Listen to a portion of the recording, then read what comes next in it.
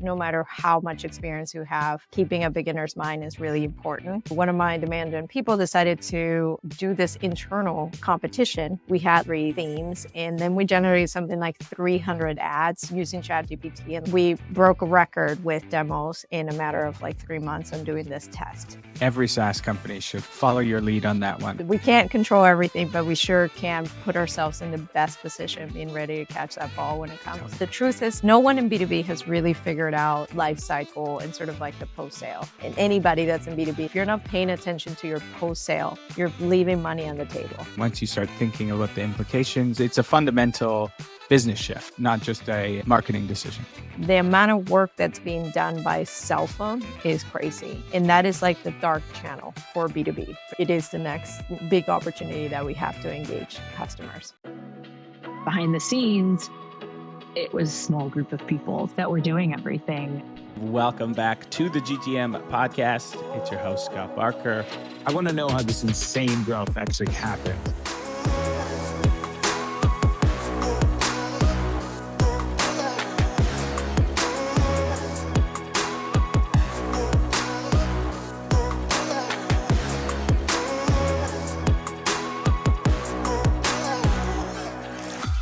Ever wonder what automating your entire outbound workflow could do for your revenue team? Apollo brings this to life by centralizing your entire go-to-market execution in one platform.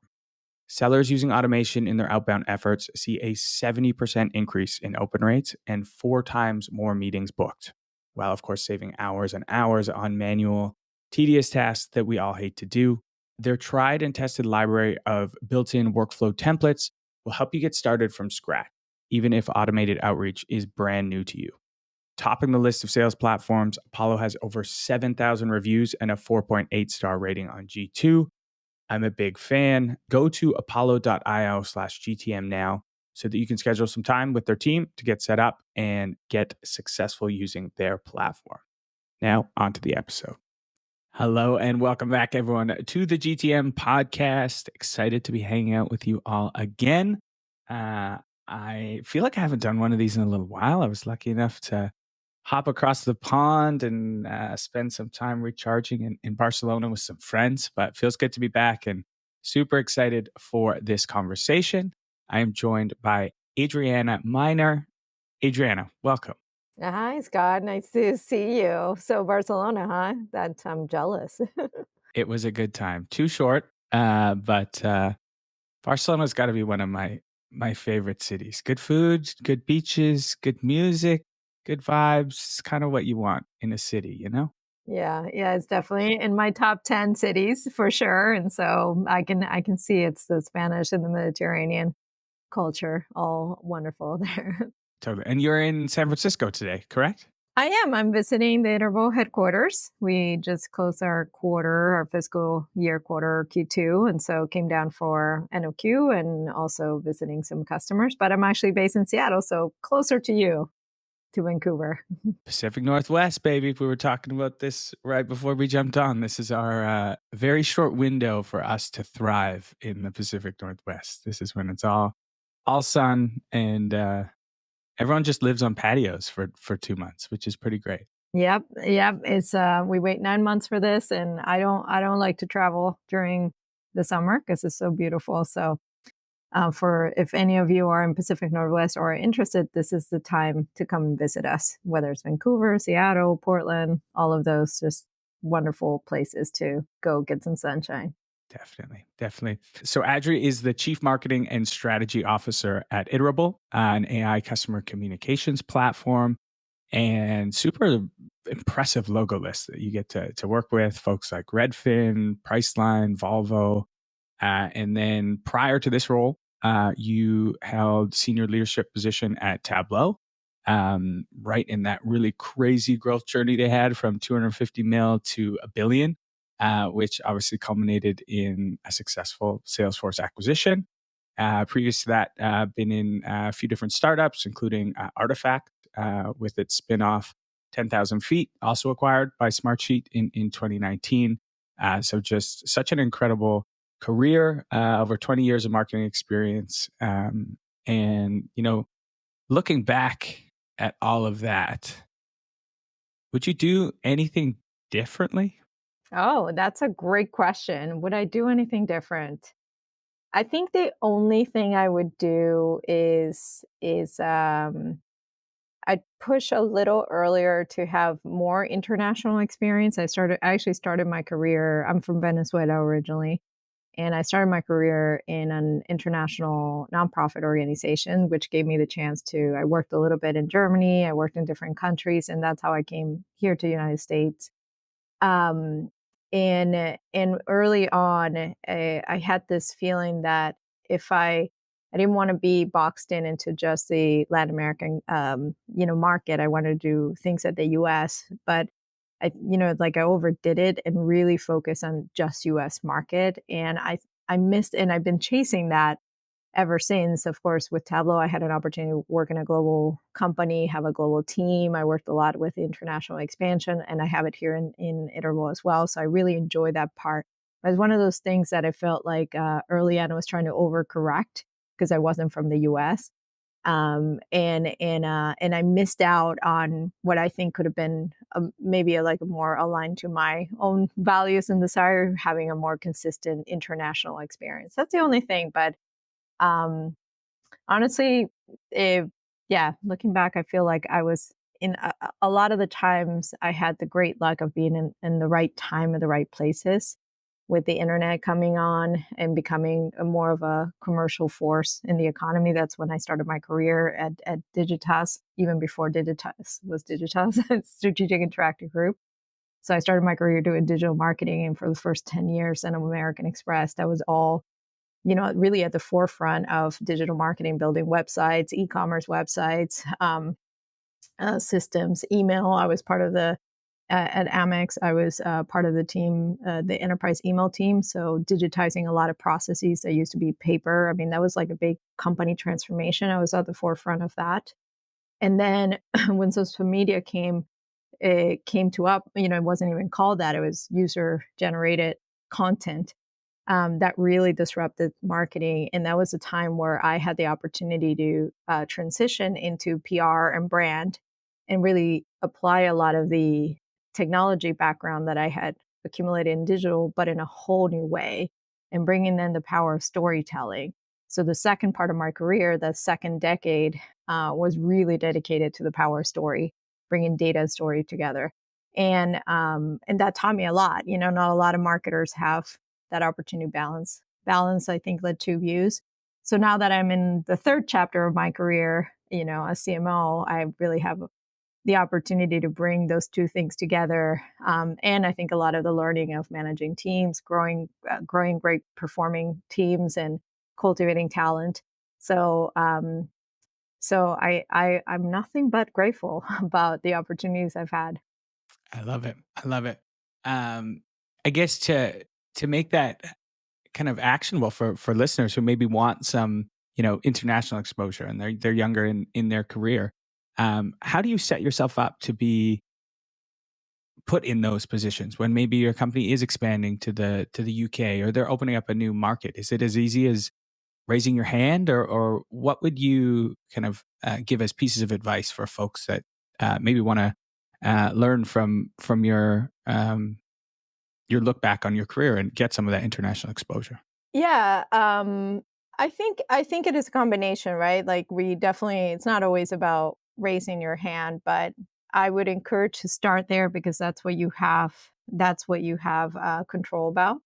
And again, especially when you're early in your career and perhaps you don't have family obligations, or you're kind of like in a stage where you're a little bit more flexible and free. Like those years are precious, and to me, they're like the most high learning time. Although I'm a big believer that no matter how much experience you have, keeping a beginner's mind is really important.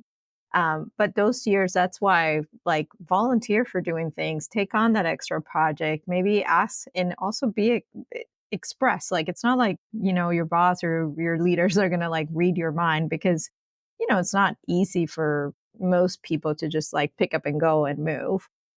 So I find that the people I've seen that really have volunteer and be, vocal about, hey, this is a passion I have, or I'm curious about it. I'm willing to move. I'm willing to, now if you work in a bigger company, which I think for many people, I think it's a thing I would really encourage to do, because in bigger companies, they have a lot of different programs.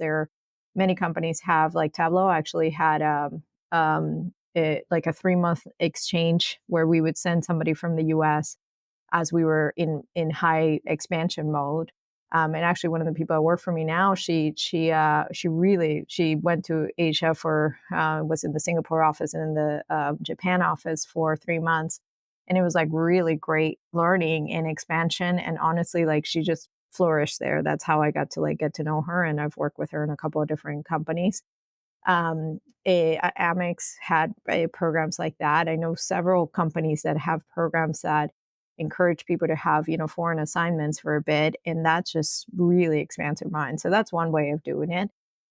In Like I said, the other thing is that it's also to see when does it need it. So typically, the people, like if you're from a country, and especially American companies, you have this thing where you're trying to expand, and so you're going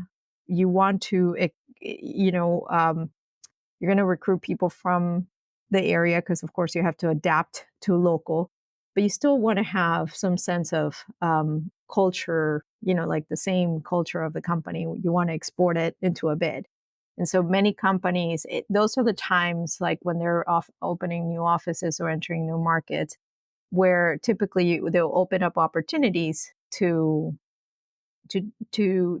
go there. So I'll give you an example here. At Iterable, we're opening an R&D office in Portugal, and one of our engineers, who's actually from Singapore, decided to go and to be our site lead in Portugal, and we supported that. And that's a great way for us to, for him to be a little bit closer to his family in Singapore, but also for us, because we have already somebody that's been here for a number of years, knows the processes, is a great leader. And so growth for this person, growth for us. So those type of opportunity, like pay attention to what the business is doing, because that's when, especially when there's new things, that's when opportunities like this show up. And so if you're, again, in the right time, in the right place, and you raise your hand, and then maybe things can come together. For sure. Yeah. There's always an element of luck to everything we do, but I think if you're, setting yourself up, you're prepared when that opportunity does come. Yes, yes. I can't quote the exact thing, but that saying of like being ready for being lucky is a really big thing. And so, yes, we can't control everything, but we sure can put ourselves in the best position, being ready to catch that ball when it comes. Totally. Totally. And then, another interesting thing I found of your career, spanning the last like 20 years. And you mentioned like it started off with kind of like digitizing a lot of, paper process. And then you had the explosion of the internet. And then you had the explosion of social media. And we're experiencing another fundamental shift now that you get to have a front row seat at, which is, this AI revolution that's happening. I kind of can't help but ask everyone that comes on this podcast this question, because it's just so fascinating and people are integrating it in all these different ways. How have you been integrating AI in kind of your marketing at Iterable? Would love to hear some of the experiments you're running, or how you're thinking about it. Yeah, of course. And, AI in different flavors have been around for a while. So, and of course, us as a marketing automation platform, we have AI is pretty central to how we, some of our features. So I would say the first thing, like many, we started playing a little bit with generative AI, ChatGPT, and one great example that I love using, was very successful. We were down a little bit with our demos. Many B2B SaaS companies, as marketing, like one of our key KPIs is like how many demos we generate, or first meetings basically. And we were down a little bit, and we was in a quarter that our digital spend was a little bit down as well, a little tighter. So we didn't really have like budget to like run a whole new campaign or anything like that. So we decided to, one of my demand gen people decided to do this internal competition. We had like 3 prompts or 3 themes, and then we generated something like 300 ads using ChatGPT and like iterations of, and in a matter of a day. It was like the creative team did one or two templates. So it was like this like rapid but high. So we call it high volume advertising test, because we put in market instead of like, oh, we go through the process of, having 3 concepts and then narrowing down, pick one, and then have a few versions. We went the opposite way. We said, let's create like 300 plus, iterations of, these 3 messages. And we put everything in market. And then we rapidly optimized like the winner, and so we got down to, and we broke a record with demos in a matter of like 3 months on doing this test. And it was all, again, generated with ChatGPT. And it was really fun. We gave awards internally because we also didn't do it just with the creative team. We put the whole marketing team, we all participated in the competition, like whose ad could win, and it was super fun. So I thought it, yeah, so that's one example of like really increasing velocity, because that's one of the first values of AI. Quickly peel that one back, because that's super, super interesting. And I think also really actionable and something any marketer or marketing leader can steal. I would love to just hear how that actually works. So you had, from my understanding, you have your creative team come up with 3 kind of different messaging, slightly different positioning. And then you give those 3 kind of templates or prompts to the entire marketing team, and you say, go crazy, come up with your very, 10 ads. And then you took all of those, I imagine filtered out some, and then ran all those, 300 ads as little mini campaigns. And then we're testing and iterating. And then the best ones got awards and you doubled down on them. Is that correct? Yeah, basically. I mean, yes. And not even the concepts came from the creative team. I think it was either we did it in the marketing leaders were like, yeah, well, let's do like a competitor ad. Let's do one was center on data. I can't remember. And then like a use case. I can't remember, but it was like something like it was like in an afternoon, we came with that. We generated a few, and then we hosted like a creative day, or it was like a couple hours. And so very little filtering. And then this one person in digital, or from our digital team, was the one that ran that, because I think we created the ads in Canva. So it was like very easy to create. And literally, I don't remember, but it was in the order of 300 ads that we ran. And then, yeah, of course, she had to like very quickly. I mean, it was very obvious like what wasn't working. So take it out of the rotation, double up increase the rotation of the ones that were working. And so she did like a rapid like win all. And then the winner of that, so basically the ad that produced the most click and ultimately the most demos, was the one that we awarded. I love the creativity, the like getting the whole team Yeah, behind it. Those are the types of things you remember too. We all like work really hard and days can seem monotonous, totally. but like that, like win the ad award, you're like, that was dope. I remember why I love marketing. Those are the moments. Yeah. And I think that's you're putting on something so right. And there's a lot to be concerned and be afraid of, when a new technology comes. And with AI, is it going to take our jobs away or whatever, like all this stuff. But that's one of the things that I really love about that experience, that it made it attainable, like you said, practical. Like, okay, I don't need to be running like predictive models and all this stuff, but let's just like something simple, like ad copy, low bar. And then it's interesting to see like what, you know, um, how it progress. And for sure, you have in a team, you have people that are more into it than others. And so, but I do think you have to create the environment, like you said, like something fun, like, because I could be like, okay, mandate, and from now on, everybody use Gen AI, like we have to 10x productivity, or like, hey, let's run this like fine competition. And you're right, exactly. So it's how you design, I think, the engagement with the new tool, and then what people what people take from it. Yeah. And then they also see, firsthand the result. You broke a bunch of records. So that kind of inadvertently says, hey, maybe we should all be leveraging AI more in our day to day, because look like what we were just able to achieve as a team, which is cool. And it's like, yeah, you kind of touched on it. It's like, instead of being like, hey, we're doing a team training on ChatGPT or this new AI tool, let's do a cool campaign together. And naturally that will get you to kind of learn and integrate it into your workflows. So I love that. I did cut you off. I apologize because I was so interested in this campaign, but I think you were going to mention some other ways that you've been leveraging AI as well. Well, now they're not as exciting now that I think about it. You were right to, but I mean, other things that we are definitely doing, of course, one of the things that I have recently, personally, that I've been using, I've been sharing with the team this, is also ChatGPT, to use it to give you feedback.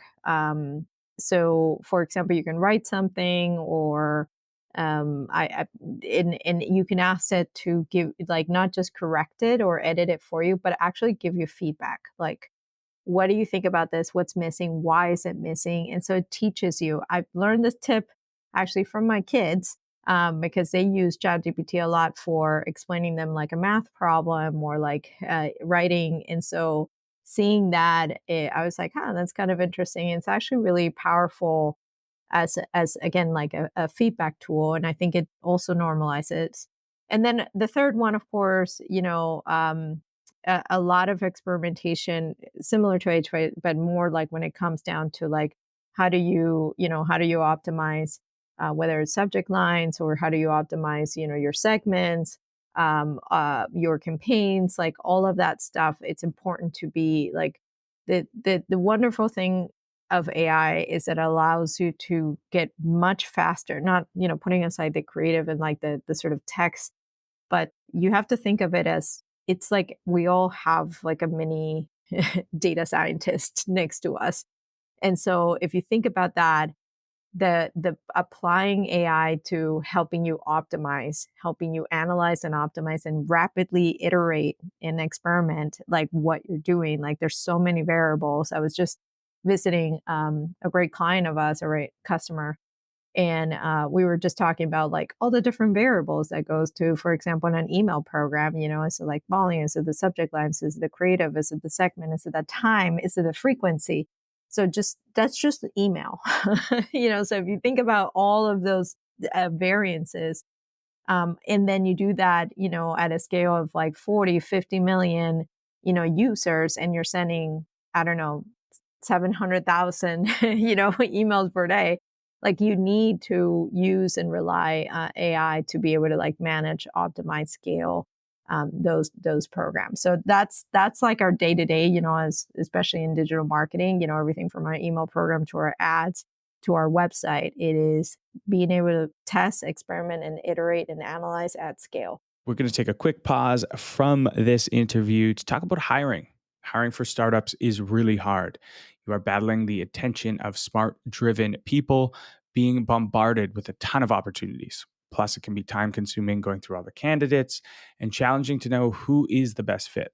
Should you hire the person who's been there, done that, the up and comer stepping into the bigger role for the first time? Is stage fit or domain expertise more important for this particular role? Most recruiting firms fill an order. For us, we highly recommend IPS. They are just a different breed of search firm. They've dug into your business to understand its current state and the future vision, and are relentless in their pursuit of finding the very best leaders, salespeople, marketers, engineering talent that you need. Integrity Power Search has placed over 2,000 candidates for early to mid-stage startups in its 12-year history, with specialists that focus by function, leveling from mid-level ICs all the way up to the C level. All right, so with a very senior team, I've met them all. They're pretty rad, including past startup operators. They've seen firsthand the change of trajectory your company can take when you are intentional and aggressive about bringing the right people at the right time. So whether you want advice, have one hard to fill role, or you have a full team build out, we can't recommend IPS enough. Visit Integrity Power Search. That's www.integritypowersearch.com to learn more or connect with them on your next search. Yeah. I look at it as we've always, as marketers and, revenue leaders, tried to shorten our feedback loops of like what's working. Cause we all run tests. You have to run tests if you want to, find channels for growth. And AI gives us this ability to have these really, really fast feedback loop. Um, and then even take it that much further of like diagnose why it didn't work. A lot of times it would be black and white. It worked, it didn't work. And we wouldn't have all these variables that you mentioned that we could also kind of parse apart and understand why it didn't work, which is super cool. Outside of AI, which is the easy trend to talk about, is there any other kind of emerging trends in B2B marketing that you find exciting or promising right now? Well, I think it's the untapped. So I have the great fortune of working with, like you said, many fantastic brands and a very unique perspective that I can see B2C, which is where I started my career, and B2B. So I've always and I still see it, B2B in many ways, particularly when it comes to digital, we're like a few years behind B2C. So I feel like I could get to see like a little bit what's around the corner. So to me, the biggest thing I'm going to say two things. One, it's not new, but the truth is like B2B, no one in B2B has really figured out life cycle and sort of like the post sale. And that's normal because we have all been, generally more incented to for acquisition, right? We want new leads. But what's happened in the last few years is that, with the economy and the macro changes, we're all seeing a little bit of pressure on our NRR, right? So the value is like, hey, and on top of that, our acquisition costs, everybody's CACs have like gone like 3x. So there's a lot of pressure on like, hey, we got to increase the value of the customers, the LTV of our customers. We got to engage them. We have to activate them. So many B2B SaaS companies have like freemium models where you got to create like a free account, but then you have, to convert you to a paid subscription. That's like a thing. So I would say there is a very big opportunity, and anybody that's in B2B, I would say if you're not paying attention to your post sale, you're leaving money on the table. You're not getting the ROI from all those acquisition, all that advertising costs. You're not getting. So pay attention to your database, pay attention to how you're activating and how you're creating value and how you're increasing your LTV. And that goes to all of your post sale, your email program, your engagement, how you're training them. And of course, then comes in integrating the sort of in-person, things like events, webinars, and all that stuff. And so it's been very siloed in B2B traditionally. And so I'm seeing more and more companies investing and paying attention and really up leveling their lifecycle programs. The second thing that some companies are starting to test is that, we all went home to work in some capacity. And so business phones are dead. I am still shocked with the amount of B2B companies that when you fill out a form, ask you for your business phone. I'm like, do you have a business phone? Do you have a landline? Like, who has that? Like, it's kind of crazy that it's still required, and so many times is a required field. And instead, the amount of work that's being done by cell phone is crazy. And that is like the dark channel, for B2B. In B2C, it's very much a channel. But I would say I predict, and what I'm seeing in a big trend is like the next big channel for B2B is how do we treat SMS or text, as one of our core channels of communications. It's very different rules than email, but it is the next big opportunity that we have to engage customers. Both fantastic callouts and couldn't agree more on the first one. This idea of spending more time post sale marketing, life cycle marketing, whatever you want to call it. I think it's been a huge miss in SaaS for a long time, and I think that came from like to acquire a customer, it wasn't as much as it was today. And sometimes we had a big ACV. So if they, just did a year with us, it was great versus like B2C. Think of how much you spend to get one person to buy a t-shirt. Well, that doesn't move the needle unless they buy, 12 over the course of their life. So I think it's a really good comparison, and we seem to be closer to that. What has been some of those changes or shifts that you've done internally that has, I guess, just given customers more love on the marketing front? Yeah, it's funny. Well, definitely, I would say at Tableau that was like the one of the central pillars, and in here at Iterable, especially, we market and sell to marketers. So to me, one of the most powerful things is how you build community. So now what I've done is not only, of course, like how do we develop that with my team and really grow those programs, but then how do we connect it and integrate it with like our digital experience? Because as much as, events are back, people want to see each other.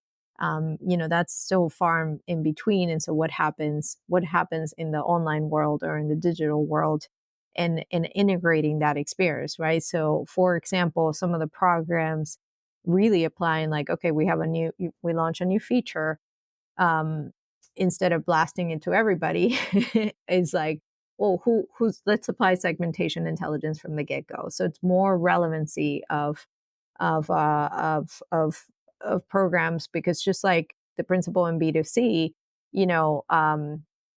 when you blast messages, you're going to have less engagement, and I'm sure many B2B marketers like myself, I mean, we get so much email from so many vendors, and you ignore the great majority of it, so that's just like wasted. So one of the things that I'm trying to do here more at Iterable with my own team, and also with the customers that we have, is to, hey, let's apply those great practices when we have a new feature.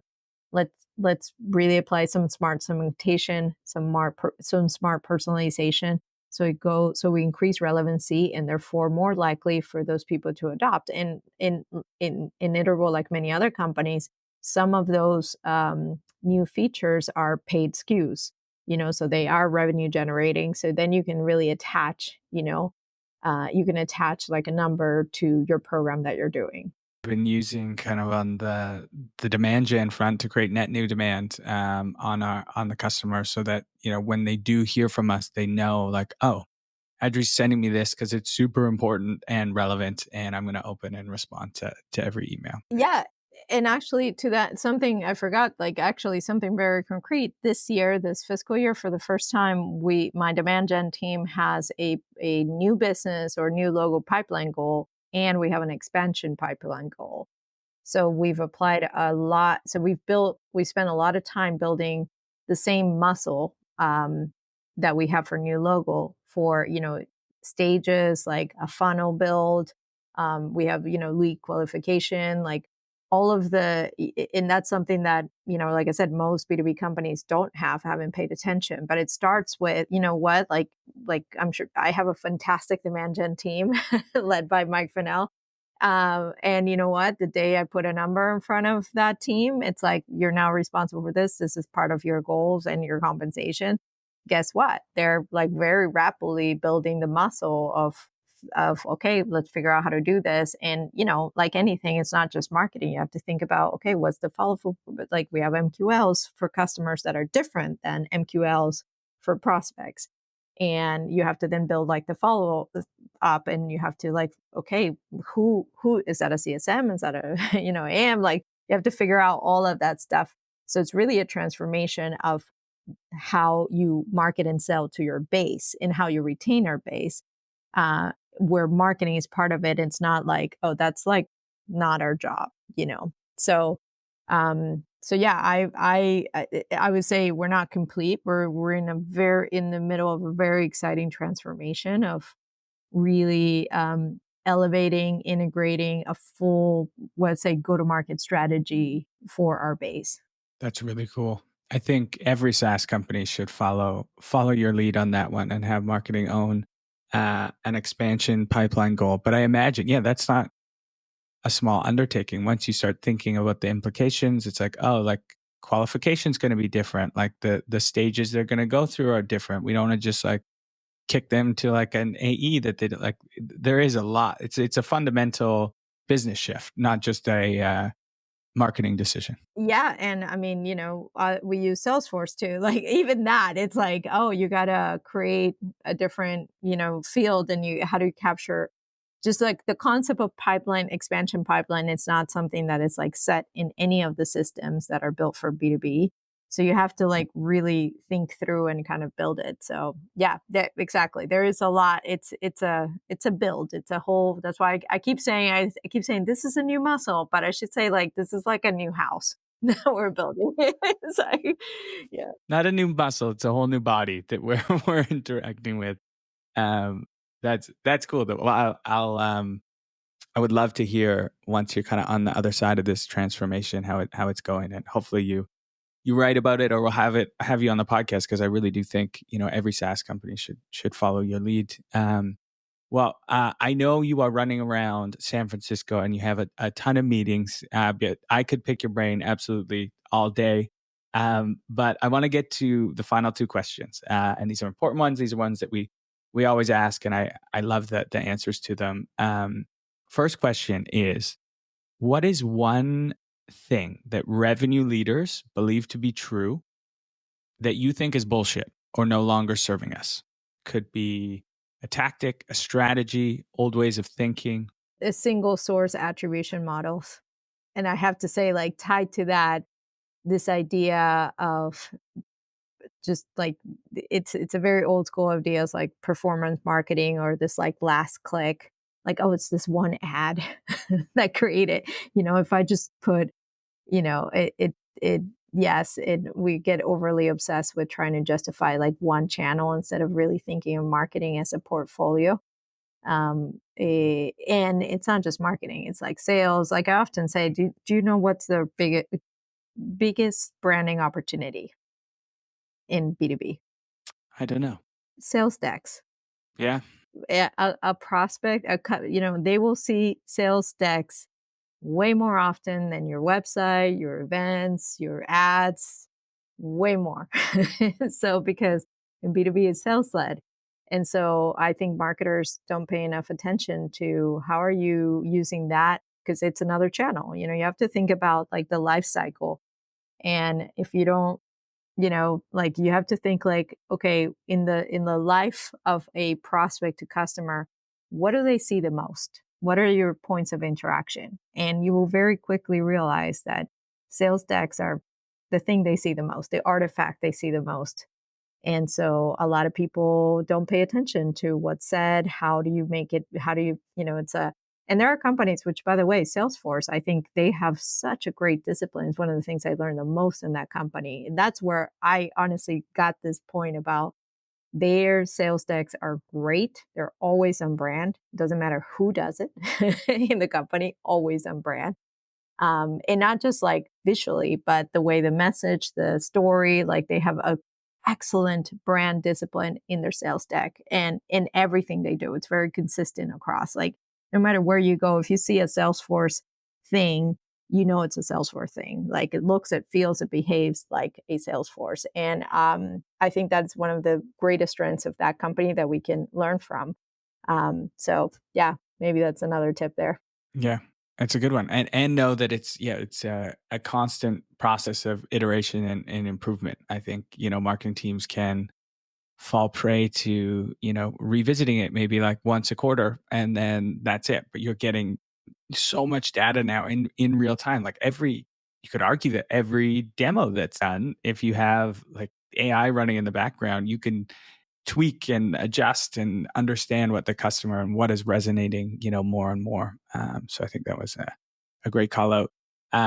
Final question. Everyone is looking for silver bullets. I think if you've built a career in SaaS, there are no silver bullets, unfortunately, as much as I wish there was. But what is just one tactic or strategy? And we've talked about a few of them on the podcast that's just working for you right now. I would say it's an experiment, but I think influencer marketing, again, borrowing from B2B, and we've had this for a long time in B2B. It's so funny. It's just like now they're in digital, but and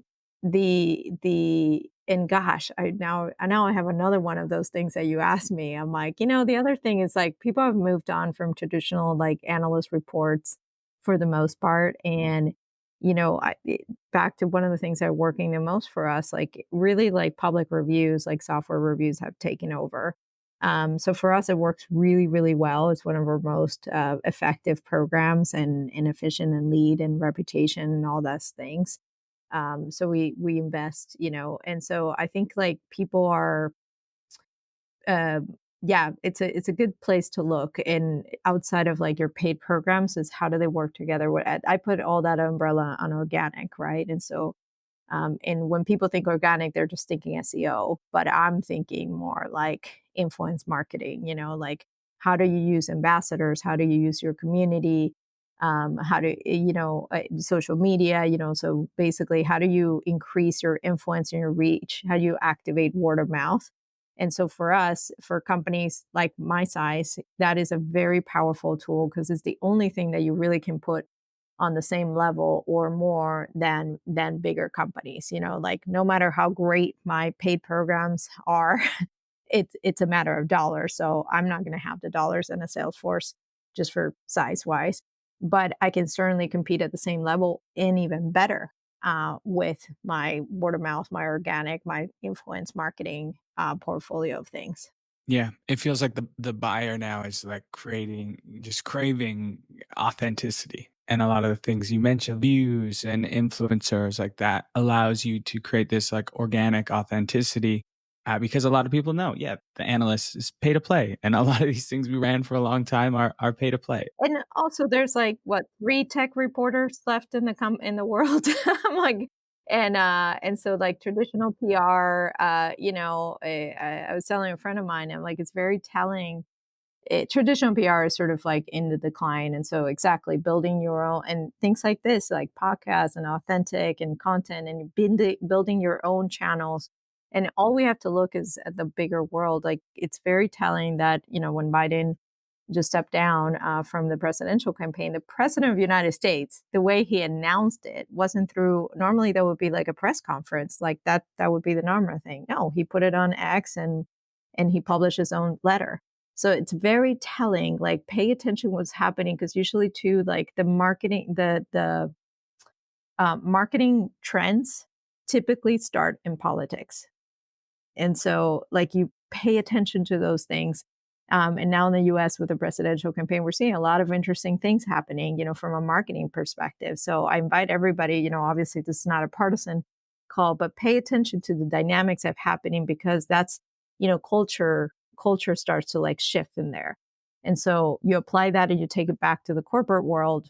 And I'm seeing some things like, yeah, traditional PR, traditional analyst relations. It's about influence. And, like TikTok there's so many B2B companies that are doing great content, but it's not the traditional like corporate content that you can do in TikTok. You're not going to sit there and like, so I think there's a lot of exciting, I mean, definitely the world of social media, it's got a new life too. And I'm excited as always, like it's always about the new thing. Also search, right? I mean, think about that. Like ChatGPT released what, Search PT or something, and I was just debating: is it over? I don't think it's over, but it's a new channel. So that's the one thing that's going to remain constant in my now 25 years of career. It's never something doesn't go away. It's all about layering in the new thing and then composing this portfolio thing. So it gets more multifaceted about how we do marketing. Yeah. Wise words. And I'm like you. I look at everything, including politics, through like a lens of like marketing and sales and business. There's a lot to be learned in what's been going on, and we won't touch too much on the, the political landscape, but certainly a lot of interesting marketing tactics happening and some to test out. Well, Audrey, thank you so much for jumping on. I know you had an incredibly busy day, but I really enjoyed this conversation, and I know our listeners will as well. If people want to follow along, are you LinkedIn? Are you on X? What's your platform of I am choice? only on LinkedIn. I quit Twitter and rebranding, and so yeah, not that. That's where you can find me, and I'm always very happy to connect. So yes, thank you for putting that plug in. Awesome. Well, thank you again. And to our listeners, I always say it, listening's one thing, executing something totally different.